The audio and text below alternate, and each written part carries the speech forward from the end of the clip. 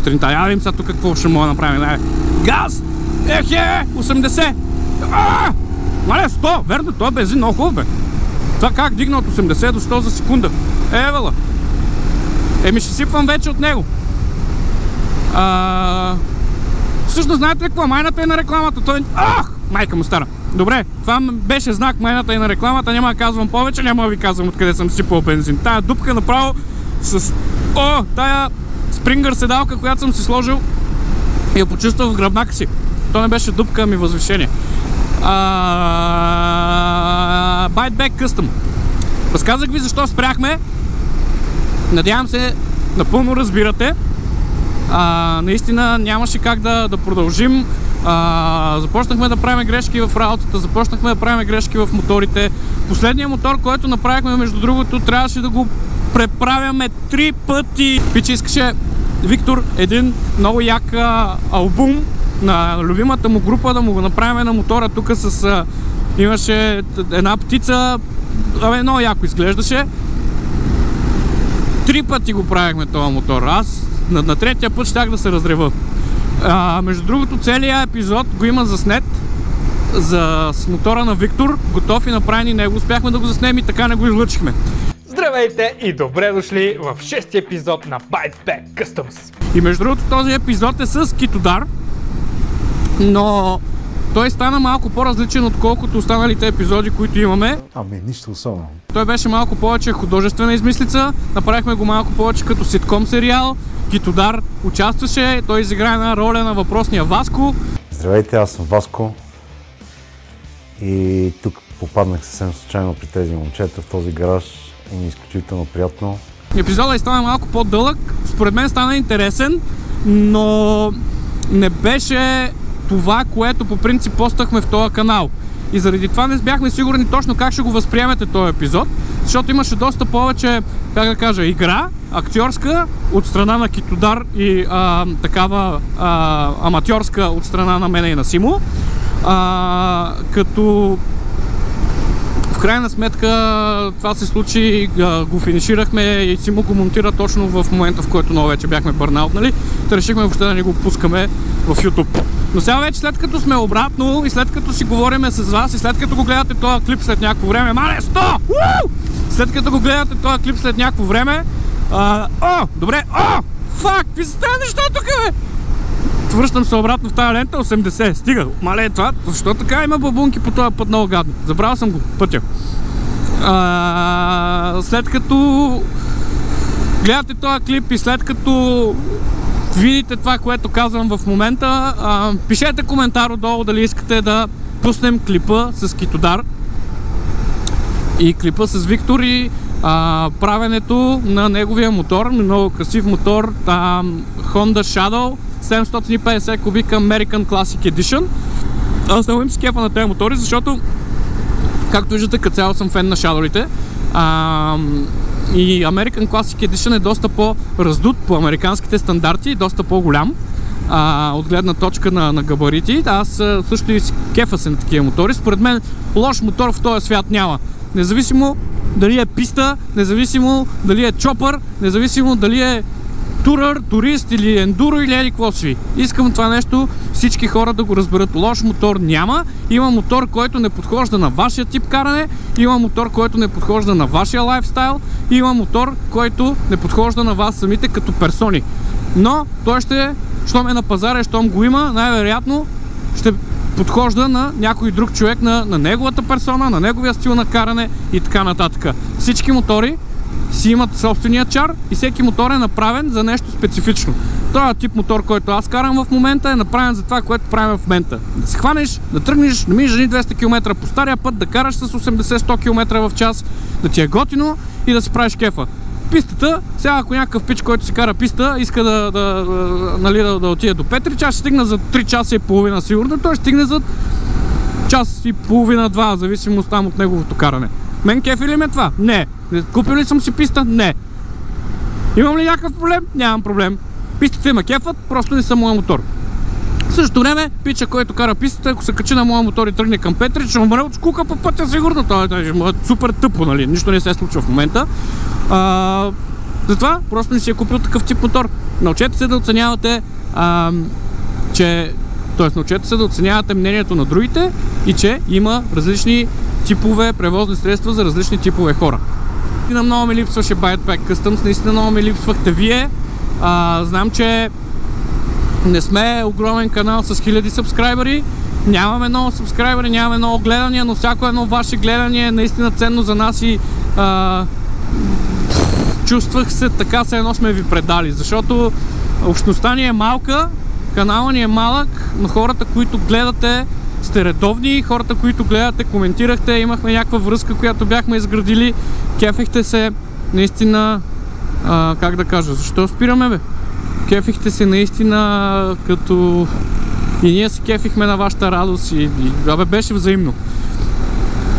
И така малко изчезнахме от пространството, без да кажем на никой нищо, което не е окей спрямо вас и не е честно спрямо вас да го направим.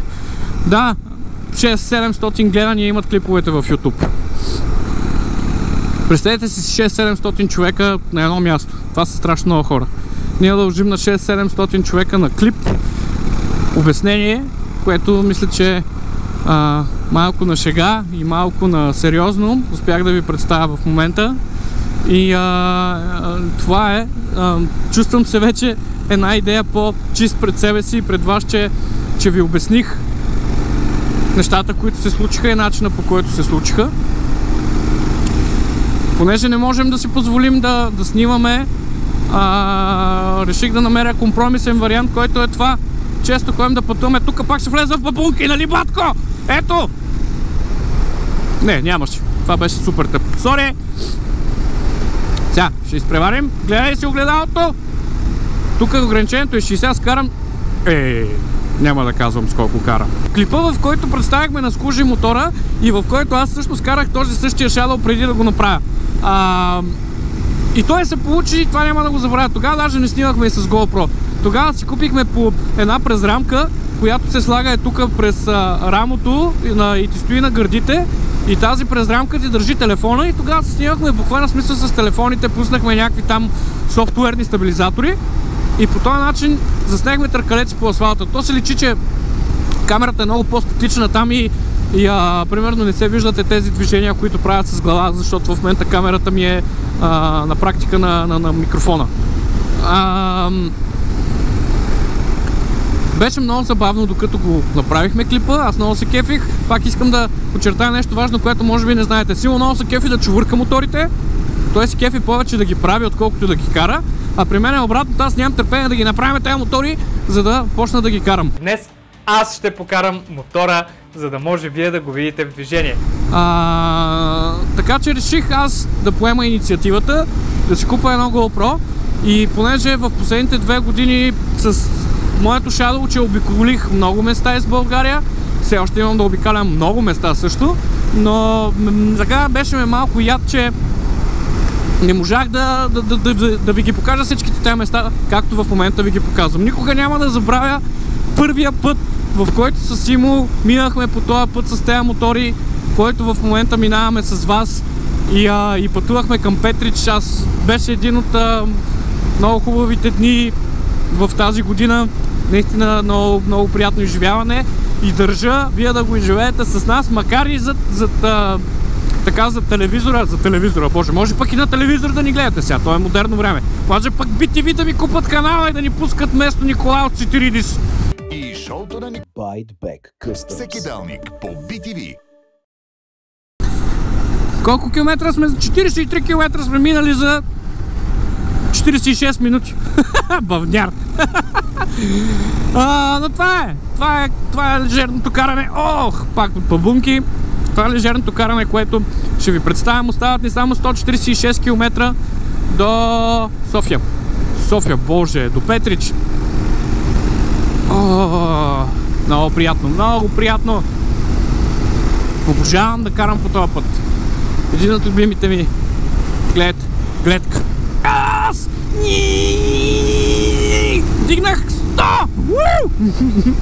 Цялата година не ми работеше километража. Скъса ми се жилото на километража, защото, както виждате, си го преместих тук километражчето. защото не исках да ми е тук на кормилото. Предпочитам да ми е по-изчистено на кормилото и затова си цофнах големия телефон отпреде. Но наистина, да, нямам отговор. Понякога съм нелогичен. Няма значение.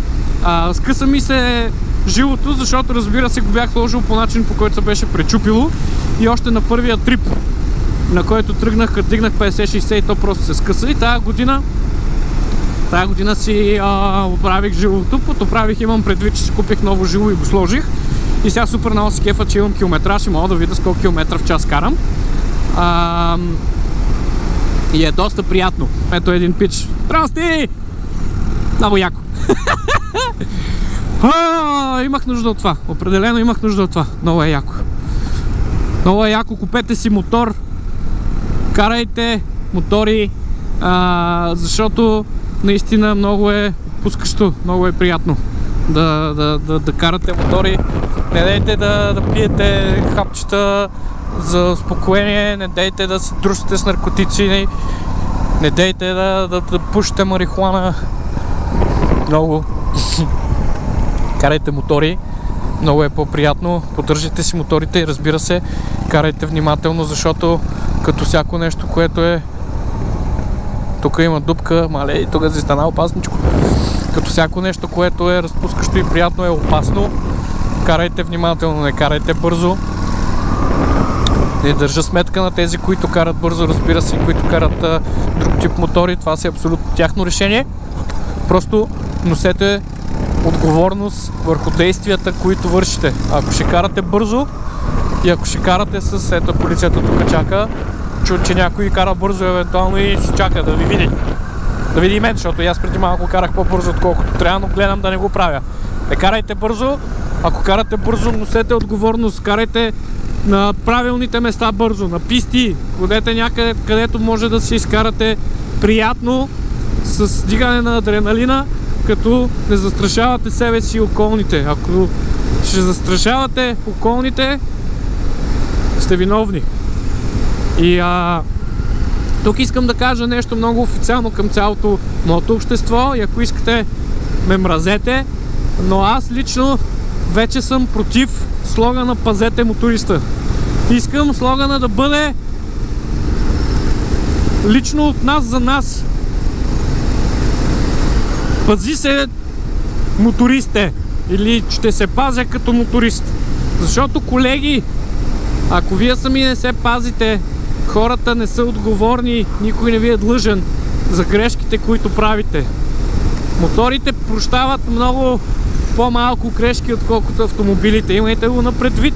И заради това бъдете внимателни и сами се пазете. Защото много често хората не могат да ви опазят. Какво може да правите? Следете не превозното средство от гледна точка на автомобил. Обръщайте внимание на човека, който кара автомобила. Търсете зрителен контакт. Гледайте дали той ви вижда в задното огледало. Гледайте дали ви поглежда преди да излезе от уличката. Не карайте с 200 в града, защото никой не може да ви опази, когато карате с 200 в града. Никой! Повечето мотористи карате и коли, знаете как е. Поглеждате наляво, мотора е надалече, обаче той се движи с 200. Не може да му прецените скоростта така, както той може да си я прецени сам. Така че, ако фърчите с 200 и излезе кола пред вас, тя не може да направи нищо вече. Вие не може да направите нищо вече. Не е виновен човекът, не е длъжен човекът да ви пази. Ако го направи, страхотно. Има много готини хора. Има хора, които дават път на мотористите. Евала на тях поздравления, наистина. Често в София ми правят път. Браво! Благодарим! По този начин улеква и трафика. Говоря за задръстванията. Минаваме между колите. Внимайте между колите внимателно. Потърсете пак зрителен контакт. Изчакайте да ви пуснат. В същото време, ако... Извинявам се, че пак кашвам в микрофона. В същото време, ако карате супер бързо между колите, никой не е виновен, че може да се ударите в някоя кола, защото тя е тръгнала да завива. Не е виновен човек. Трябва да си носим отговорност за действията и моля всеки да си носи отговорност за действията, защото когато това нещо го правим, ще бъдем една идея по-сейф. Какво значи пазете моториста? Ами ако срещу вас има някоя дама, която току-що си е взела шофьорската книжка преди една седмица и която е супер стресната и която все още не знае как да кара и да се оглежда нормално в София. Ми не е виновно момичето за това нещо. Виновен е факта, че шофьорските ни курсове са ограничени до минимум. За тези, които са карали шофьорски курсове, скоро знаят. Почти няма часове за каране извън града. Има 0 нощни часове. Инструкторите не обичат да ви натикват в трафика, защото нищо не се прави в трафика. Ушки ми хората не знаят как да се държат в трафика, в задръстването. Уж се стои на едно място, ама не е точно така, защото трябва да се оглеждате. Пак влязох в населено място и карам бързо клопак. Ето, аз ви говоря и сам си нося отговорността. Аз съм глупак, не трябва да го правя това нещо. Не са виновни дамите и момчетата и момичетата и хората, които наскоро са си взели книжки, че се чувстват несигурни в автомобилите си. Не се сърдете на тях, не ги псувайте тях, те не са виновни. Други хора са виновни за това нещо и ако искате да се скарате на някой за това нещо, скарайте се на него и всички знаете кой е виновен за това и няма да го казвам, за да не обръщам канала на политическа пропаганда. Но просто не се сърдете на грешните хора, защото те не носят отговорност заради това, че нужната институция не ги е научила как да карат превозно средство, което тежи 1 тон, защото дори това малкото пунто, което гледате пред мен в момента, дори и то тежи 1 тон вече. 1 тон, значи за 30 часа, за 30 ученически часа се очаква, че трябва един човек, който е на 18 години, да речем, да се научи да управлява еднотоново превозно средство, което се движи с 100 км в час. Представете си, ето го. Ето това е обективната реалност. Защото, нали, тук си казваме, той е малка количката, той е нам си какво, той е нам си що, те се карат лесно, карат се като детска играчка. Да, ама не. Детската играчка, която е количката, тежи 25 кг и развиват 5 км в час. 25 кг с 5 км в час, като се блъснат в този стълб, няма да им се случи нищо. Обаче 1 тон близо с 100 км в час, който е това пункто зад мене, което е примерно много чест избор за първи автомобил на много шофьори, този автомобил развива 100 км в час супер лесно вече. Модерни автомобили караме и те развиват високи скорости. Как, драги колеги, за 30 часа можеш да научиш 18 годишно дете да управлява еднотоново превозно средство с 100 км в час, без да е потенциално опасно за всички на пътя? Ето, преминахме малко от шеги и закачки към малко по-сериозна тема, но е хубаво да бъде обсъдено и е хубаво да бъде казано на глас. И после, когато стане белята, дали с моторист, дали без моторист или дали се еди какво си, се сърдим на 18 годишното дете, че не е успяло за 30 ученически часа да се научи да управлява подобна машина. Стига, бе! Колко ученически часа имаме в живота си преди да научим математика? Колко ученически часа имаме в живота си преди да научим български език или преди да научим други предмети в училище? Колко време отделяме в рамките на ученически часове, и говоря в ученически часове, защото инструкторите, те не са виновни също, това е дадено по закон, но инструкторите, един час каране при инструктор не е 1 час, реално е 45 минути. Инструкторите са задължени да го направят това нещо. И как той инструктор да те научи да караш през нощта, да те научи да караш извън града, да те научи да караш в града, да те научи да паркираш и да те научи да пазиш хората около себе си, и да те научи да пазиш моториста и да те научи да пазиш всички за 30 часа. Аз не мога. В смисъл, не знам кой педагог в света би се умял да научи 18 годишно дете. И то да речем, ето аз съм един такъв пример. аз като си изкарвах моята книжка, не бях сядал зад волана. Наистина, при мене нямахме кола докато израствах и не съм сядал зад волана да карам кола. И моя курс започна с това е волан, това педал в ляво, долния ляв педал е азис. Шегувам се. Долния ляв педал е съединител, по средата е спирачка, дясното е газ. Така започнахме. Разбирам, че има някои младежи, които карат от по-рано. И нали родителите са им ги научили да карат. То пак не е правилно. Ама какво да правят хората, когато знаят какви са курсовете? Родителите са им ги научили да карат в някакъв пак ми идва чуждица, ама в някакво място, което е по-сейф на английски, по-безопасно за тях. Да ги научат на началното, на това тук даваш газ, тръгваш с лек съединител, спирачка и така нататък и така нататък. Има момчета и момичета, които започват малко по-подготвени и да речем, че за тях тези 30 часа горе-долу стигат. Горе-долу. А за тези като мене, където никога не са сядали, после какво? Ходиш, вземеш си изпита, защото той изпитът ти е 30 минути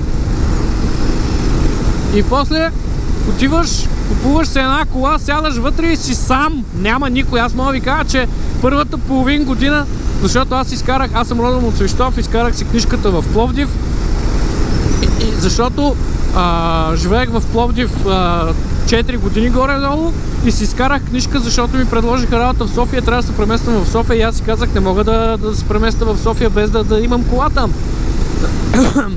Реално си изкарах книжката в Пловдив и след 3 дена купих си кола и след 3 дена се преместих в София. Сам! Умрях от страх и не ме е срам да го кажа. Бях много неподготвен. Беше ме много страх. Всеки път се потях в тази кола. Получавах панически атаки всеки път, когато се сетех, че трябва да се кача в колата и да стигна от точка А до точка Б. По някакъв начин го преодолях, защото трябваше да си свърша работата, защото почнах да града семейство, защото трябваше да го направя, нали? Не можех, дал съм пари, изкарал съм книжката, дал съм пари за кола, трябваше да се науча да карам.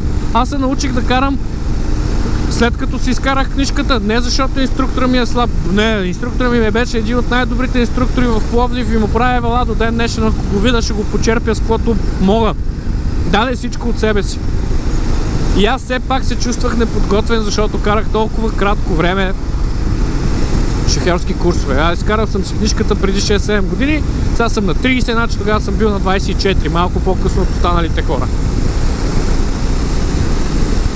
Тръгнах от пази моториста и стигнах до тук, но според мен всичко това е важно да бъде изказано и е важно ние като мотористи също да го знаеме. Колеги, вие също, които карате мотори, сте си изкарали книжките в тези времена, в които сме карали такива шофьорски курсове. Вие също знаете как сте си изкарали шофьорските курсове. Знаете какъв шофьор може и да седи пред вас. Има деца, които са по-притеснени, когато започнат да карат, примерно както аз бях, и карат по-бавно и по-равновесено и все пак са опасни, защото са непредвидими, ако се стреснат, какво могат да направят. Има обаче деца, които вярват малко повече в себе си, които имат малко повече, как да кажа, да, имат повече вяра в себе си и карат малко по-извън границите на това, което могат да си позволят, без да го усетят. И това дете трябва да ви пази вас, моториста. Няма как да стане. Не може да ни предпазат. Пазете се сами, променете, нека да го променим този слоган на пази се. Тази бабунка, батко ми влезе в и ми излезе през главата отгоре.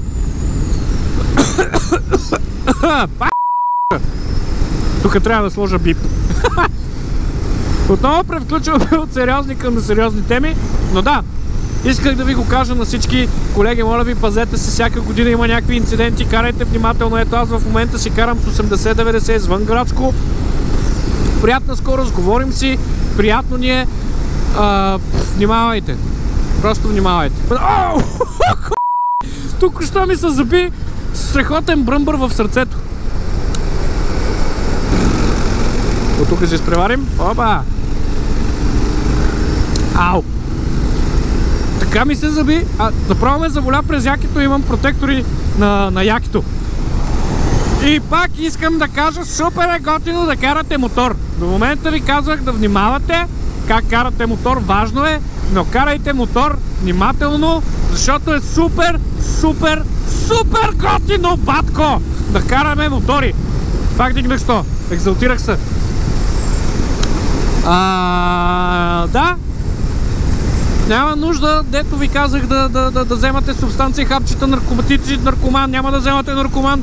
Качвате се на един мотор, тук има бабунка, няма бабунка. Качвате се на един мотор, тръгвате на дълъг път, както в момента правиме. Возите се с 90-100 км в час, 100 ги избягваме. Тук идват коли, ето обръщаме се, внимаваме да не ни блъснат колите. И си правите кефа Дупница след 6 км, Благоевград след 40. Значи съм се объркал. Това спрем някъде покрай Дупница да пием кафе. Аз днес сутринта пинах едно кафенце, ама сега с удоволствие бих пинал второ кафенце. Часът е 11 часа и 7 минути, между другото се движим доста добре. Харесва ми и темпото, с което се движим. Това означава, че ние към обяд, към 2-3, съвсем спокойно ще си бъдем в Петрич. И там ще се видим с Чиче Симе, който също не сте виждали много отдавна и ви обещах да ви го покажа днеска, да видите колко дебело е станал в рамките на 2 години и половина. Тук имаме ограничение 60, защото има кофти завой. Връщаме малко гъста. Това моторчето само си ги така с помощта на двигателя си намаля. Сърбиме носа. Не ме сърби носа вече. Другото, аз си мислех, че тая моята любимата бензиностанция, на която се спираме, е в Благоевград, ама тя май се оказва, че е в Дупница. Има тук едно ОМВ. Аз и там по принцип се спирам да зареда, защото горе-долу до там са ми около 100 км. Ма сега ще видим дали е тук. 32 км до Кръгово. Беше се спра на любимата бензиностанция.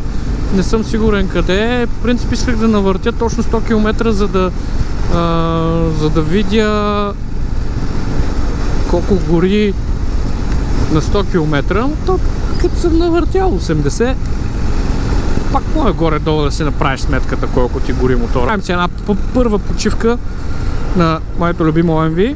Любимо, защото тук всеки път си спирам, като пътувам по този маршрут и ми си пия по едно кифенци. Пък след малко ще минем и през Благоевград. Чай сега, тук трябва да стоим. Сега няма пием кафе заедно, защото хората ще помислят, че сме гаджета с вас, пък аз имам жена и жена ми ще ми се разсърди тук да си приказваме. Така че ще ви изключа за малко, пък и гледам, че има други колеги мотористи и сега ще се джофна до тях. И така. Здрасти пак! Снимам май, чакай да видя. Да, от 5 секунди, браво на мене.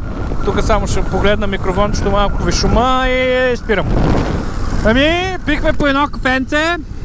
Запознах се с супер готини пичове, които също си бяха тръгнали на разходка с моторите. Днеска е хубаво времето и доста хора така са си изкарали машините да ги поразходят малко. Почина малко газягата. Тунел! Сега, когато минаваме през тунел, изведнъж селското започва да се обажда в мене и правя много е яко. Моторчето ми е с прави тръби и вади хубав звук, въпреки че имам заглушители в двете тръби. И мислех да ги махна, ако трябва да съм честен, и да видя как ще звучи без заглушители, но така си направи неговия мотор с прави тръби без заглушители. Един друг мой приятел си сложи на неговия мотор прави тръби без заглушители и аз се отказах. Много е шумно. В смисъл много. До такава степен е шумно, че като тръгнеш на малко по-дълъг път се надува главата. И прецених, че звука на моя мотор в момента ми харесва такъв какъвто е. Не е от най-шумните на света, но в същото време има така по-агресивен шум от обикновените стокови Shadow Lee или Shadow Wii. Не знам, Shadow Lee. Shadow Lee може би е на английски, на моя мотор множественото число. От повечето сенки. Айде, обещахме си, че няма да говорим на английски, въпреки че модела е Honda Shadow, ще му казваме Honda сянката. Honda сянка. Пак почваме с глупостите. Добре, остават ни 111 км до motherfucking Петрич, Калифорния. Много е яко. Времето за момента е на наша страна. Часа е към 12. Може би съм си направил около 20-30 минутки почивка, защото се заприказахме с други мотористи на бензиностанцията. Обменихме си така кой на къде е тръгнал, кой какво кара, как го кара. Ето, здрасти, пичове!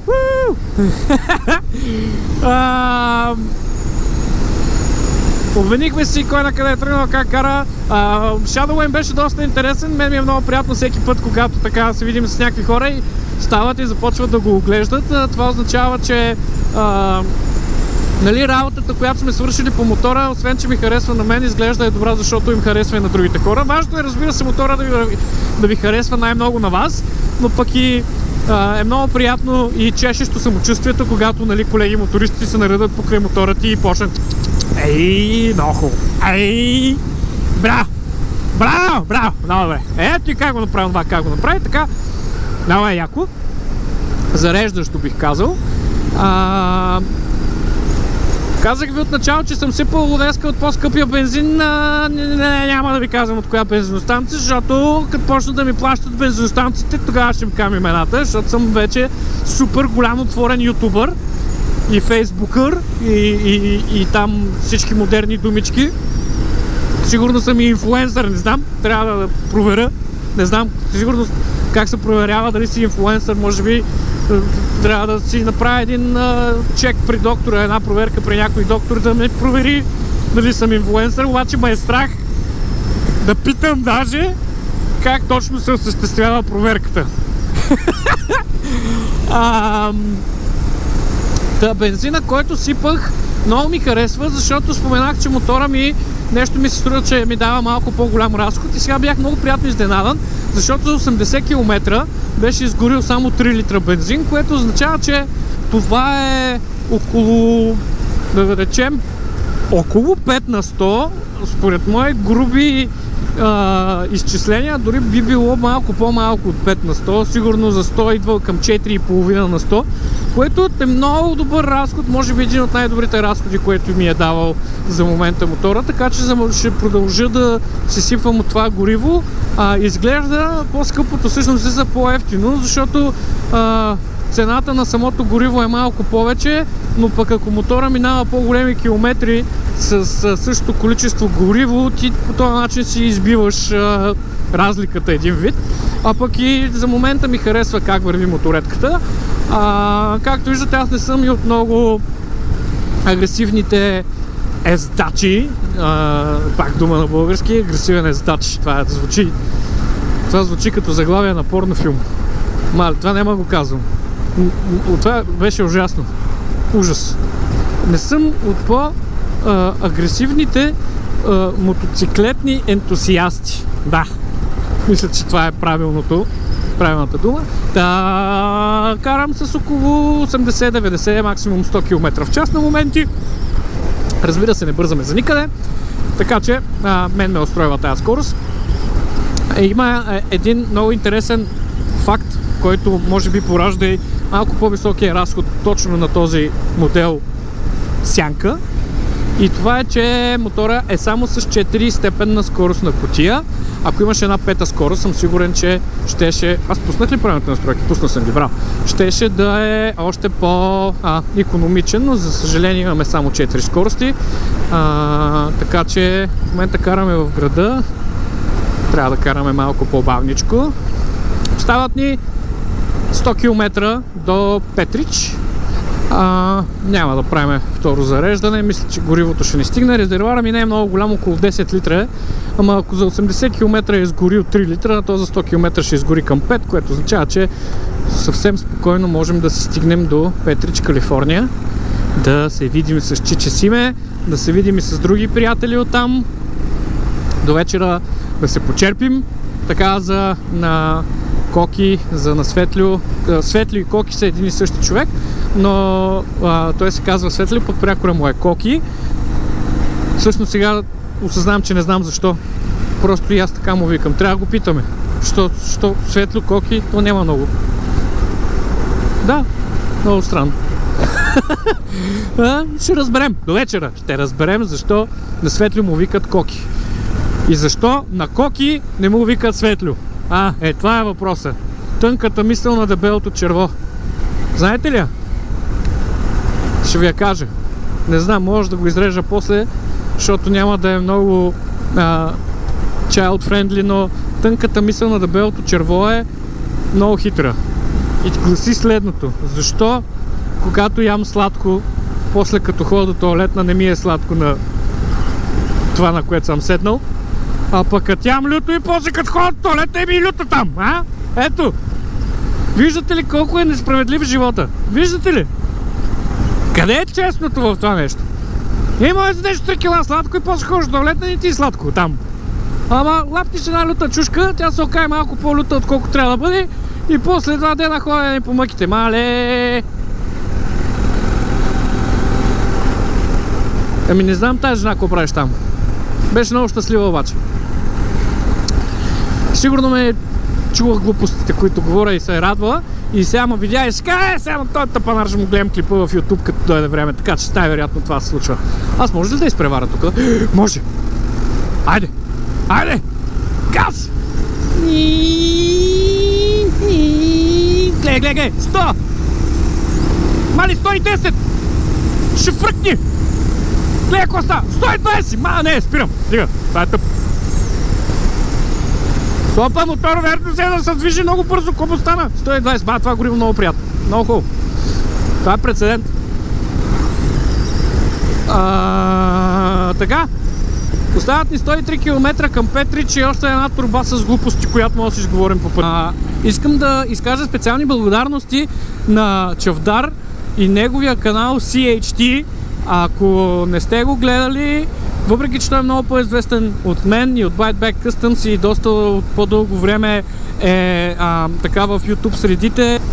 Когато реших да се върна обратно и аз в YouTube средите и да започна да занимавам с мотовлогове, се обърнах към него да го попитам как той си е направил неговия сетъп и по какъв начин толкова добре му се получават неговите влогове.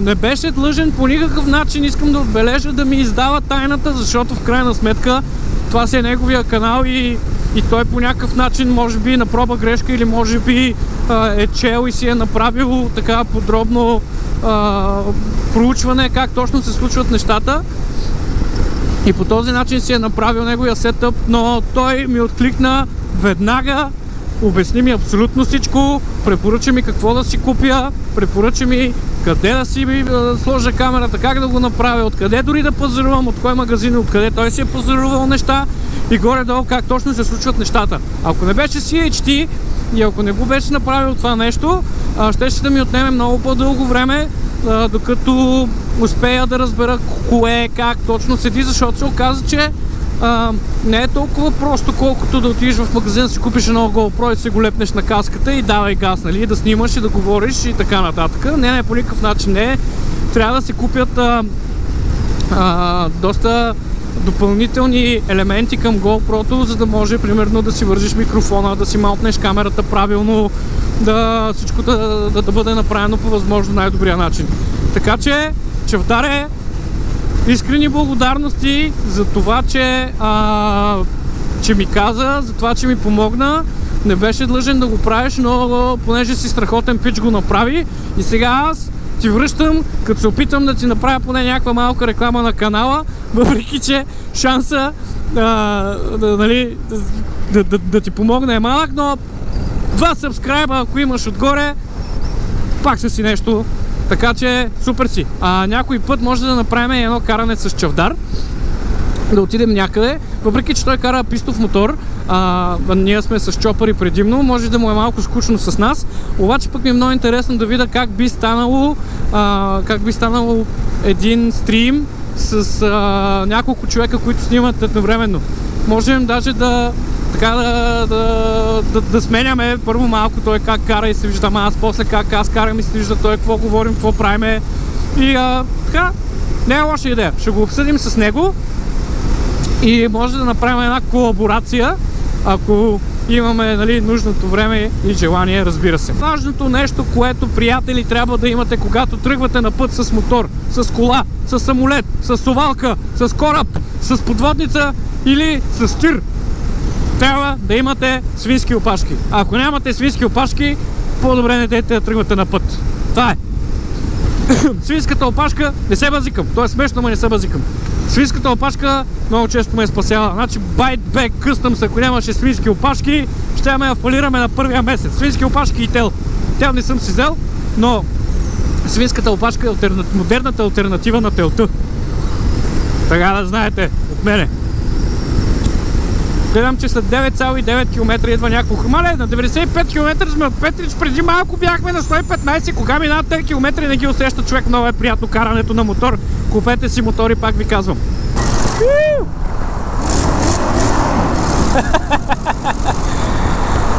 Не мога, всеки път селското се пробужда в мене, няма как. Мале, нищо не виждам тук, фара ми свети ли въобще? Не знам дали ми свети фара, сякаш не. Мога да е угасна. Сега ще отбия да видя някъде.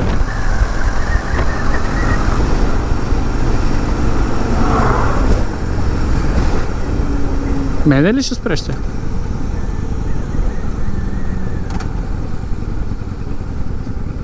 Не разбрах.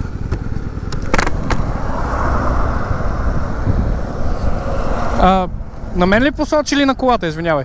Да. За колата, добре. Кой спира мотористи, бе? Не знам дали знаете, тези, които карат мотори знаят, но тези, които не карат, спирачният път при моторите е много по-дълъг. Едно е да спираш с 4 спирачни диска и 4 гуми, друго е да спираш с 2 спирачни диска и 2 гуми. Даже при мен един спирачен диск и един барабан. Така че спазвайте хубава дистанция, за да не се до такива при резки спирания може случайно да се качите на задния капак на някоя кола, ако спре рязко пред вас. А пък тези, които карате автомобили, ето затова апелирам и към вас, не се сърдете на някой моторист, че спазва подобна дистанция, както аз спазвам. Не му се врете отзад в газа, човека си спазва дистанция, в която да може да спре спокойно при евентуално така опасно спиране, рязко спиране. Тунел! Мале, как мога да превключвам толкова... Как може да превключвам от такъв еродиран млад човек в такъв селски простак при вида на нещичко си?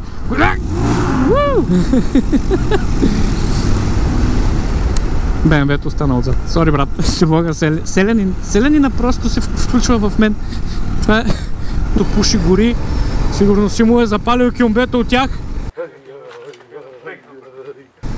Като стигна да ми е топло, че тук като паднат температурите по 22 градуса орта, падат камините студено. Колко? 8% или 5% на GoPro-то, дами и господа, Петрич, Калифорния. Тук-що пристигаме. Отивам към Чичо Симен, няма да ви покажа къде живее, защото да не ходят фенките пред тях да го търсят и да му правят сенеренади нощно време. Жена му се сърди, не може да се отърве след това. Така че за момента приключваме стрима, живи и здрави, пристигнахме в Петрич и ще направим едно включване малко по-късно от новото студио на Коки. Добре, накарах. От София пътувам. Добре, не сме се виждали от един месец. И ти започваш от веднага. Цял ден показвам на хората как пътувам към Петрич. Без каска. От София до Петрич без бъзикам. С каска бях. Всичко това е продуктова композиция. Всичко наред ли? Обещах. Моите казими, че си добре. Нали? Не те е турмозил. Чист си. Много ми е приятно. Мръдни само малко си говоря. Обещах ви да ви кажа за 2 години и да ви покажа всъщност Симо колко е надебелял. Може да го видите. Позволил съм му да показва мотора, но не и да се качва на него, защото мотора започва да плаче. Ела сега да покажем на хората. Слушай, каква газария. Самия факт, че е стигнал от София до тук, като има предвид, че това е правено в ByteBag Custom, впечатляващо. Това е да покажа една газария, която е потвърждение на това, че ByteBag Custom продължава да работи в сенките, в сивия сектор, разбира се. Но пък ние приемаме подкупи, така че Inkmer Tattoo Studio направи дарение на ByteBag Custom, от което според няма да вземе една стотинка. Нищо, да не се притеснявате, аз ще взема. В общи линии, както ви казах днес в София, ByteBag is back. Айде! Айде!